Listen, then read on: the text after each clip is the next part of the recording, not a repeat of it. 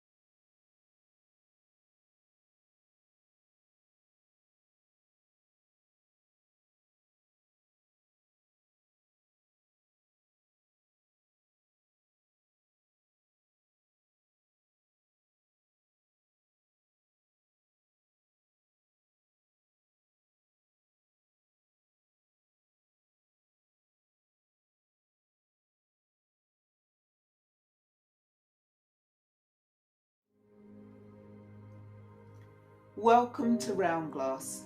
I'm Vimala Sara. Thank you for joining me for this conversation and deep look at approaching our relationship to money with awareness and self-compassion. Yes, let me remind all of us with self-compassion. Okay, so we're going to begin with a brief grounding, meditation to settle into this experience collectively. So just do what you need to do to relax and be present with me for the next few minutes. If you need to turn something off on the cooker, then do it. Yeah, so you can be present. If you need to attend to something in your household, then please do it too. If you need to stretch, lay down, sit, then please do this. This is your time for you. So we're going to do one of my favorite practices to bring us into the present. It's called age. A for awareness, G is for gather, and E is for expanding. So I will ring the bell first.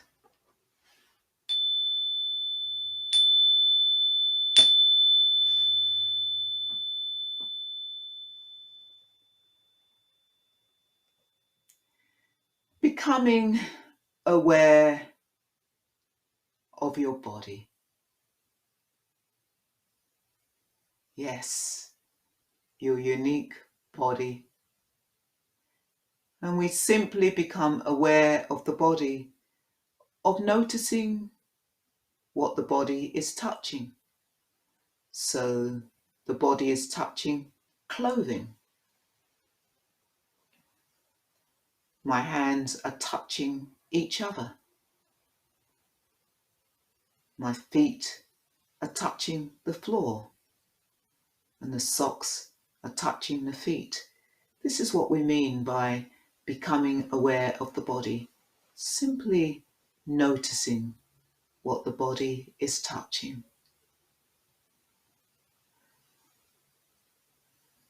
And see if you can become aware of the breath. The breath touching the abdomen, rising and falling. You may feel it in the chest area rising and falling, or on the upper lip and inside the nose. And really see if you can come back to the breath, the body, as an anchor. Allow your breath to steady you, to soothe you. The breath can always be here to soothe us. We're going to become aware of feeling. We're going to be talking about money. And we can get a bit tense when the conversation of money comes up.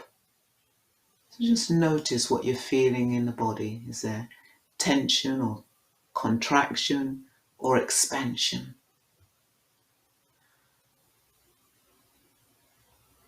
And it's okay, whatever you are feeling in the body, just welcome it all. And we're going to become aware of our emotions. What emotions arise when we begin to think about money?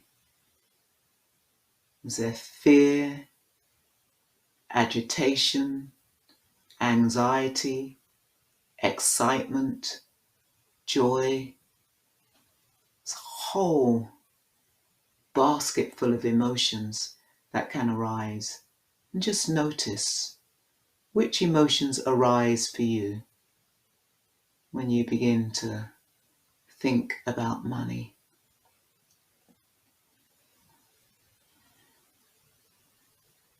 Allow the breath to soothe you, to calm you.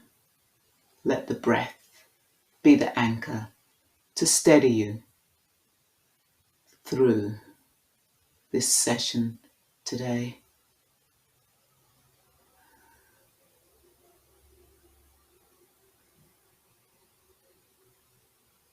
Now become aware of your thoughts. There will be thoughts which are most probably pacing in the heart mind, racing around in a heart mind.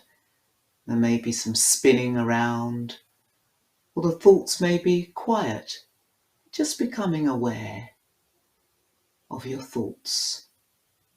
Feelings produce emotions, emotions produce thoughts, and thoughts produce thinking. And all this is going to happen because we have this unique body. With the body there is feelings, and with feelings there'll be emotions, and with emotions there'll be thoughts, and with thoughts there will be thinking. And pay attention to some of those familiar thoughts that course in the mind, especially when we bring to mind the topic of money.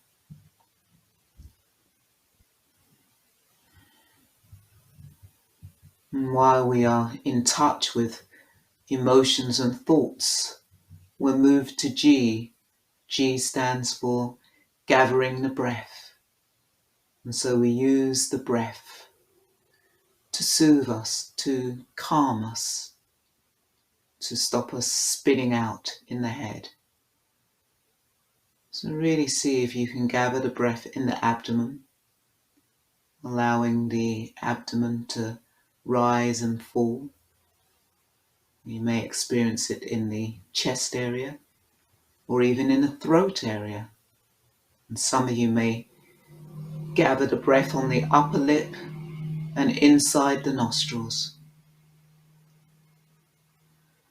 And really see if you can feel the in-breath, out-breath, in-breath, out-breath.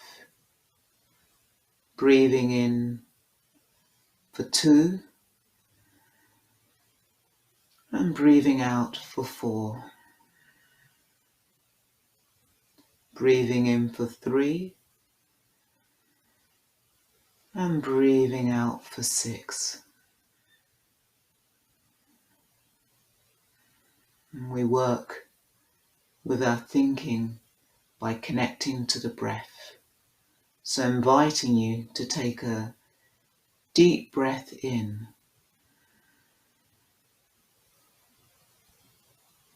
and we're going to expand the breath throughout the whole body because E stands for expanding. And so we take a deep breath in and expand the breathing throughout the whole body. And see if you can now expand the awareness out and connecting to me.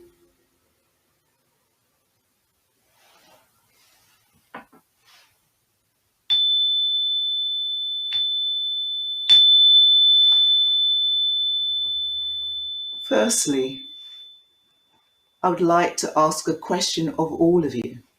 I love asking questions. And the question today is, how would you describe your relationship to money? And just write that down in 3 words rather than thinking, oh, I have to write a whole paragraph or a sentence. In 3 words, how would you describe your relationship to money? So if I chose 3 words, my words would be abundance. My word would be generosity. And my word would also be tight sometimes. Tight. Yeah. Okay.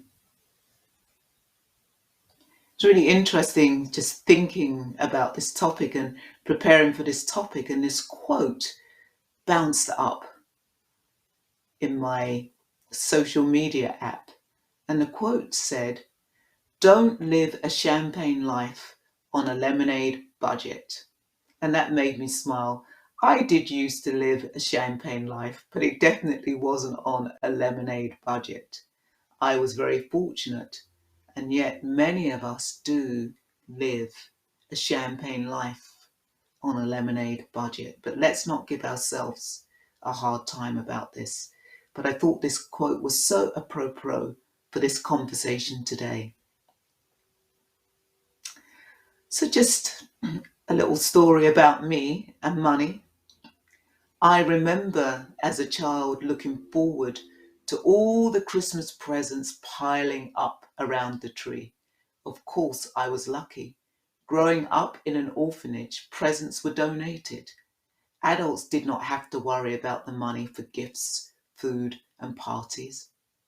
And so often I smile when people say, "Oh, you poor thing growing up in an orphanage." I smile back and say, "Don't feel sorry for me." I feel sorry for you who grew up with your parents for many, many reasons. But we're going to focus on money today because I can remember, I remember being at school and I can remember saying to a teacher, why why do you always say, miss, when you call out about school dinners, "Oh, I know about you"? Why do you always say that? And of course, this poor kid living with his parents was on free school dinners, and there's me who was living in an orphanage bringing my money for school dinners. I never had to tear the letter home, which was inviting me to go on the skiing trip. And so I know, living in an orphanage, I was very fortunate. And one thing I got was good money sense. I was made to save a penny from my pocket money every week and only use the money I saved for presents or when we went on our summer holiday. I was lucky. Many of you have grown up where adults argued about money or there wasn't enough money around. And that actually, perhaps some of your parents had to do some dodgy work so that you could all survive. And many of you as adults, many of you maybe as adults using money to make you feel happy, to make you feel powerful, to make you feel important, to boost your confidence. Of course, these aren't feelings, they're stories. Yeah, because we do want to feel powerful in the world. Money makes the world go round, the world go round, the world go round. And for many people, this world is going to be a tailspin in the heart mind during the Christmas holidays. Some of you will be preyed upon in your social media apps. Some of you will be activated by images of festivities, shopping malls, and the holiday spirit around you. Everywhere we turn, there will be implicit and explicit reminders and visual cues to spend more money this time of the year. Even if you don't celebrate Christmas, there still will be pressure on you to spend money. The shopping malls are all dressed up, designed to get people to spend more money. You'll go into the supermarket and you will go to the aisle where you've always picked up your milk, or where you've always picked up your cut of meat, or where you've picked up your eggs and cheese. And guess what? None of it's there. It's going to be all this Christmas stuff because they want you to spend money. They want you to flash your credit, debit cards, or they want you to scan their QR codes. Yeah, let's just take a pause. I've said a lot there, and I know for some of you this might be quite activating. So just becoming aware of what's going on for you right now.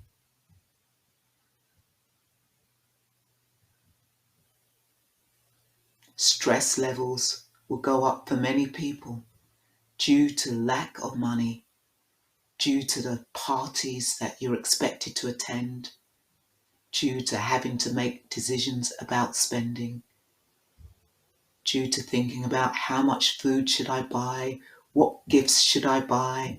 All in the context of having to please family and friends, and sometimes people who you hardly know. And some of you may want to opt out of the festivities, and yet when you turn the television on, adverts of smiling families and all sorts of people enjoying the festivities. And it's a fact that this time of the year is so stressful. A trigger warning here.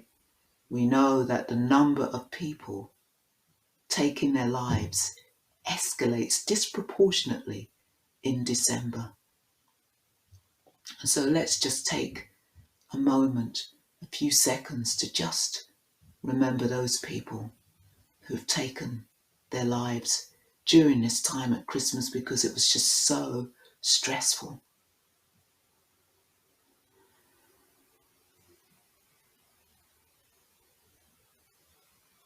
Money is often the elephant in the room. So let's talk more about money.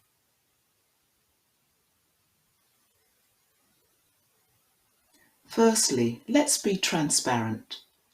For many of you who are perhaps having to go back into lockdown or restrictions being placed upon you, what are you going to do? How are you going to react? Because most of you will react. There is the reactive mind and the creative mind, and the pandemic has definitely brought out the reactive mind. Some of you may be thinking, I can't see my extended family, I can't mix with my friends, I can't travel. Well, nobody can tell me what I have to do with my money. Yeah. Some of you will be thinking, I'm just going to do whatever I want to do with money. And it'll be a reaction. And you're just going to go out and spend money. Yeah. Because you can't be in control of who you see, but yet we think we can be in control of the money. The impact of the pandemic coupled with the holiday season is a recipe for being activated, a recipe for being triggered. And many of you are at risk of online shopping. What are you going to do? You're at home, can't go out, so you're going to go online and you're going to start shopping. Go on spending sprees for food. You don't even have to go out anymore. You can just order things at the tip of your fingers. Yeah.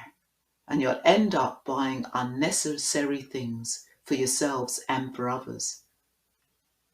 And at the most extreme, some of you may just end up going on to online casinos and chancing your luck. And you will win and you will lose and you will win and you will lose and you'll win and you will lose. And some of you may lose all the money that you had actually saved up to spend over Christmas. That's a reality. Yeah. And all of these responses or all of these reactions may be a way of giving you some instantaneous fun and joy. So you don't have to deal with the disappointment of the festive holiday you were all hoping for. We all thought we would be out of this pandemic this year, and actually it looks like many of us are going to have a similar Christmas to last year, and we're in protest. We're throwing the rattle out of the pram. Some of you may be avoiding the fact that you are spending money, avoiding the fact that you're spending money that you don't even have, avoiding the fact that your line of credit is going up and up and up. Let's take a moment to pause with this. Yeah. And see if you can turn towards that. Just really turn towards your spending habits right now. Because if we avoid it, if we ignore it, we're just going to keep on spending money that we don't have. And I know it can be really scary to turn towards our spending habits. Let's look at some of the things that we can do, some practical tools that we can use. We can use these all year round, and let's focus on this time of the year because this is where many of the triggers will be. Every time you have an impulse to spend, you could ask yourself, is it necessary? Now you might say, how do I know I have an impulse to spend? It may be the thought comes crashing in your mind. I'm going to go online. And just knowing online is a gateway to you spending more money. Yeah. Well, some of you may be experiencing a bit of irritation, disgruntlement, and that can be a gateway to you spending more money. And as soon as you think about, I'm going to go shopping, I'm going to look online, see what's there, you could ask yourself, is it needed? Is it useful? Is it worth it? Is it necessary? When you have that impulse to spend money, you can ask yourself, what is it that I need right now? Because we know that often what can happen is we can have an argument with a partner or with one of our children or somebody at work. And what do? We go out and buy something to make ourselves feel better. Yeah. And maybe what we need to be doing is asking ourselves, what is it that I need right now? It's interesting that actually after an argument, many people can go out and buy clothing. And they buy clothing because what it is they need right now is a hug. And that clothing hugs them, holds them. It may be that you need to be seen, somebody to see you, to be seen, or you need some love. Yeah. And just let's reflect on that. What is it that I need right now when I'm going out to spend? And to be kind to yourself, because these are just adaptive behaviors, just ways of protecting yourself. And of course, this is a short session. And if you really want to dig deeper around your spending habits, you need to look at what was money like in your household? What was money like? That's a reflection. But let's go to some of your questions. Yeah, question time. One of my favourite parts of these sessions is question time. So we have a question for somebody who's asking, how do you deal with a partner who overspends no matter what you say or do? That's a really interesting question because firstly, is this a partner that you live with? If you don't live with your partner, then in a way it's none of your business really.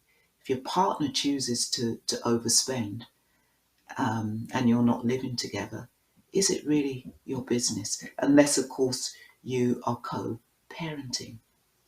And what I would always say is actually, if your partner is overspending, take a look at what you're doing with money, because often we can have bad habits. We notice the bad habits in other people.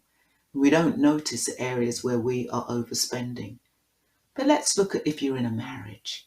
If you're in a marriage and your partner is overspending, this is really, really difficult. And what I would say to you is, if that's happening, do you have separate bank accounts? Because if you have a joint bank account and your partner is overspending, you're not going to be able to do anything about it. You're not going to be able to stop it.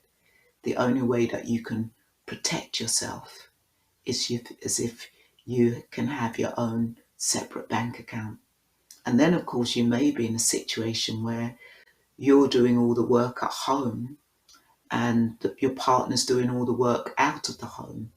And actually, the work that you're doing at home, looking after the children, isn't bringing in the money. and your partner is the one who is bringing in the money. And you're going to have to sit down and have an honest conversation and look at, okay, what can we do? And maybe if you do have that shared bank account, that you might have to start taking money out and putting it into your own separate bank account. But first of all, see if you can get curious what's going on with your partner with money, and perhaps getting curious, what was your partner's experience as a young person with money? Let's move on to the next question. I grew up with a poverty mindset and feel guilty spending money as an adult. They're all great questions, and this makes me smile, because are you one of these people who always says, I've I've got no money, and yet you've got savings. I've got no money, but actually you do have money because you've got this poverty mentality. And actually what we need to do is to actually shift. Maybe there wasn't much money, yeah, when you were children, which is why you have this poverty mentality, and you have to start realizing that things are different now. It's different. Yeah. You actually do have access to money. You do have some spending power, and you're not that young person who was listening to adults arguing over money. You're not that young person who perhaps had to go without a meal because there wasn't enough money in the household to feed all of you, wasn't enough money to clothe all of you, and now it's different. Let's move on to the next question. Do I have suggestions of how to overcome this? Well, I just did give some suggestions, and I think the most important suggestion is that you actually acknowledge you have this poverty mentality, and you obviously aren't poor because you do spend money, because you just have this experience of feeling guilty about spending money. And what I want to say to you is, again, is realizing that actually it's different now. It is different, and it's okay to spend money. Money doesn't have to be this evil thing. Some of us are brought, this is one of the things, what were some of the things that you were told about money? And sometimes we're told that money is evil. We need money to live in this Western world.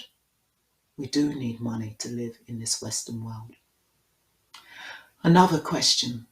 I'm not good with the concept of a budget, yet my sister is constantly telling me to use one. Do they really work? The question I have for you is it working for you? If it's working for you, not having a budget, then I wouldn't worry. I'm somebody, I don't have a budget. In fact, I'm just about to have a budget because I've just made a big purchase. And now I think, yes, I have to tighten the belt a bit, and I need to be aware of the money that I'm spending. If it's not an issue, then don't worry about it. Budgets work for some people, budgets don't work for other people. If your sister is telling you you need to budget because you are struggling with money, then maybe you need to have a conversation with your sister to talk about what's going to work for you, and tell your sister, perhaps a budget isn't going to work for me, or I would try having a budget for a month and let's see what happens. You can try, and if it doesn't work for you, then you need to try something differently. But what I would really say is that those of you who spend money that you don't have, this is a symptom of something. This is a symptom of distress. This is a symptom of trauma. And what we need to discover is what's going on for you? What's going on for you that you learn to spend money that you didn't have? That's what we need to be looking at. I feel judged when I give my cookies as a holiday gift instead of money. I do this for economic reasons, but also this is how I show my love. Well done for showing your love, and don't let it stick. If that's what you love to give, then give cookies. What you just need to be with. Now, if you gave cookies to me, I might say, actually, I'm going to have to pass those cookies on because it's the worst thing that you can give to me because I don't eat sugar. And so it's not that I'm judging you. It's just that having cookies in my house is dangerous. Okay. But if that's the way that you give love, then that's okay. Just don't let anybody judge you. They only judge you if it sticks. And what are you making it mean? Yeah. Just ask yourself, what are you making it mean that you can give cookies and some people give money? You're making it mean I'm being judged. In fact, during Christmas time, it's kind of normal for people to give food as gifts. So I'd say chillax on that one. The final question I will answer because I'm just aware of time. Currently, I'm working 2 jobs to pay my rent and debt. I'm really struggling and stressed to figure out how to make any of this work. Yeah, I feel that. Yeah. What I want to say to you is that debt. Yeah. Many people have debt, but for some people, this debt is overwhelming. And the debt is overwhelming because it keeps them going up and up and up. Yeah. And what we want to be doing with debt is we want it to go down and down and down.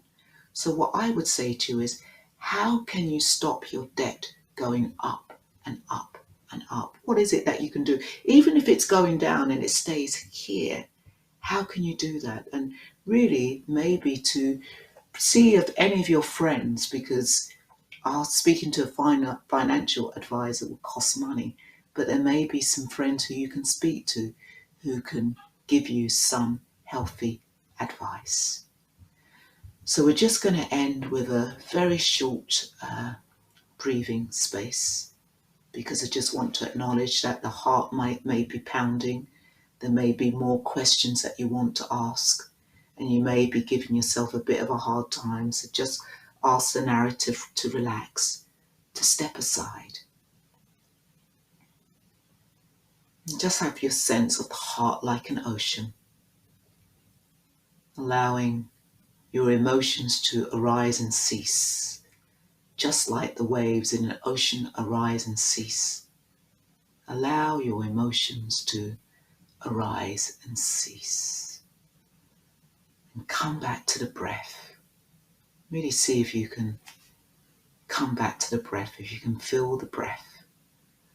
And perhaps take a deep breath in and expand the breathing throughout the whole body. And just know that this is the beginning of the conversation. If you're activated, just know you can always come to roundglass.com. We are here 24/7. You can go on to round.glass, go onto your app, and you can find a meditation to help soothe you, to help calm you. Thank you for joining me on Live with Vimala Sara, and I look forward to speaking to you next week on the theme of alcohol. So go gently into your world. Thank you.